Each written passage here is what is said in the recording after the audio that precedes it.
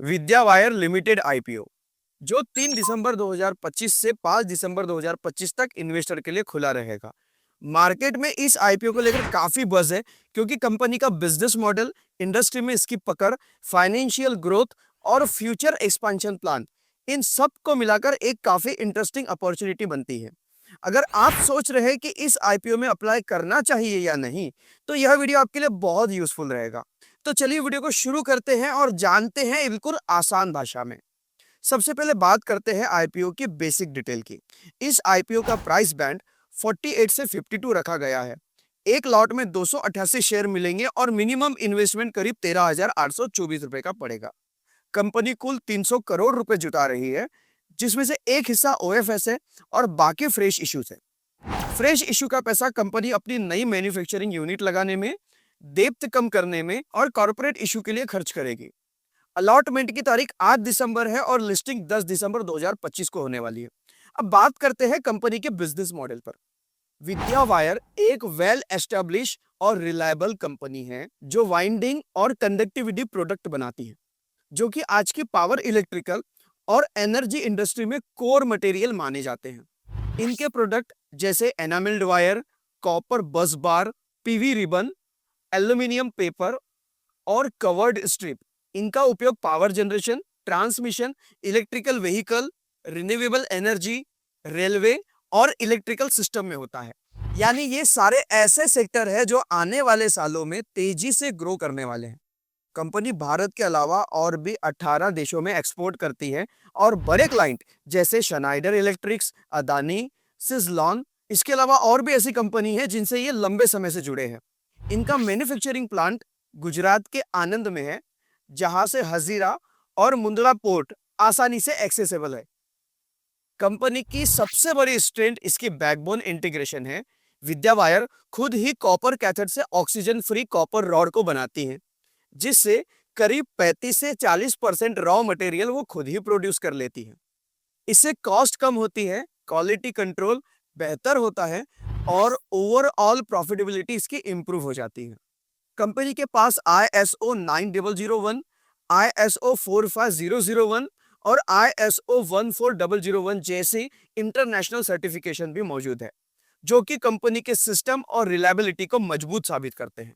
अब बात करते हैं फाइनेंशियल परफॉर्मेंस की, जो इसे और ज्यादा अट्रैक्टिव बनाता है। पिछले 3 सालों से कंपनी ने रिवेन्यू और प्रॉफिट में लगातार ग्रोथ दिखाई है। फाइनेंशियल ईयर 2023 में इस कंपनी का रेवेन्यू था 1011 करोड़ रुपए। फाइनेंशियल ईयर 2024 में बढ़कर 1186 करोड़ और फाइनेंशियल ईयर 2025 में यह 1686 करोड़ हो गया। उसी तरह प्रॉफिट आफ्टर टैक्स की बात करें तो फाइनेंशियल ईयर 2023 में 21.5 करोड़ से बढ़कर फाइनेंशियल ईयर 2025 में 40.87 करोड़ हो गया। यह बताती है कि कंपनी स्केल अप कर रही है और इनकी डिमांड स्टेबल है।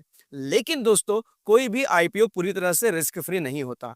विद्या वायर के साथ भी कुछ ऐसे ही रिस्क जुड़े हुए हैं। पहला रिस्क है कि लगभग 50% रेवेन्यू पावर और ट्रांसमिशन इंडस्ट्री पर डिपेंड करता है। अगर इस सेक्टर में स्लो डाउन आया तो कंपनी पर सीधा असर पड़ेगा।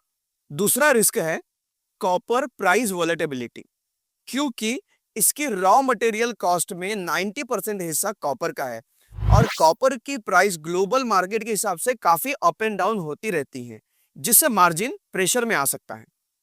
कंपनी ने रिसेंट ईयर में ऑपरेटिंग, इन्वेस्टिंग और फाइनेंसिंग एक्टिविटी में निगेटिव कैश फ्लो भी दिखाया है, जो कि थोड़ी शॉर्ट टर्म टेंशन का संकेत है। इसके अलावा कंपनी का एक बड़ा सप्लायर मैरूबेनी कारपोरेशन पर यह बहुत ज्यादा डिपेंड है। अगर सप्लायर साइड में कोई प्रॉब्लम आई तो कंपनी के प्रोडक्शन पर प्रभाव पड़ सकता है। साथ ही कंपनी पर 206 करोड़ का डेप्थ और कुछ ऑनगोइंग लीगल केस भी है, और अगर कंपनी इस लीगल केस में फंसी तो इसका असर शेयर और प्रॉफिट पर भी पड़ेगा। चलिए अब जानते हैं कि क्या विद्या वायर आईपीओ लेना चाहिए। सीधी भाषा में अगर बताओ तो विद्या वायर एक स्ट्रांग और फास्ट ग्रोइंग मैन्युफैक्चरिंग कंपनी है। इंडस्ट्री का फ्यूचर रेडी है, कस्टमर बेस इनका बहुत बड़ा है, एक्सपोर्ट प्रेजेंस बहुत अच्छी है और फाइनेंशियल काफी इंप्रूव दिख रही है। Long term demand, backward integration और क्वालिटी सिस्टम इसे बहुत अच्छा पोटेंशियल देते हैं। लेकिन साथ ही कॉपर प्राइस का risk, cash flow pressure, sector dependency और सप्लायर कंसंट्रेशन जैसी चुनौतियों को नजरअंदाज नहीं किया जा सकता। लिस्टिंग गेन की बात करें तो मार्केट में आईपीओ को लेकर पॉजिटिविटी है, लेकिन हैवी रिस्क फैक्टर को देखते हुए लिस्टिंग गेन मॉडरेट रहने की संभावना है। बहुत भारी जंप मिलने की उम्मीद कम है। लॉन्ग टर्म इन्वेस्टमेंट की बात करें तो अगर आप 2 से 3 साल या उससे ज्यादा के लिए इन्वेस्ट करना चाहते हैं और इंडस्ट्रियल और मैन्युफैक्चरिंग सेक्टर में अगर आप भरोसा रखते हैं तो यह आईपीओ एक अच्छा लॉन्ग टर्म बीट हो सकता है। बस ध्यान रहे, रिस्क टॉलरेंस काफी अच्छी होनी चाहिए। यह था छोटी सी वीडियो के जरिए आपको विद्या वायर आईपीओ की पूरी जानकारी देना। आप इस आईपीओ में कितना इंटरेस्ट रखते हैं कमेंट में जरूर बताइएगा। वीडियो अच्छी लगी हो तो वीडियो को लाइक जरूर कीजिए, चैनल को सब्सक्राइब जरूर कीजिए, क्योंकि इस तरह की वीडियोस लाने के लिए मुझे आपके लाइक और सब्सक्राइब के मोटिवेशन की जरूरत है। मिलते हैं ऐसे ही अमेजिंग इंफॉर्मेशन के साथ अगली वीडियो में। आपका बहुत बहुत धन्यवाद।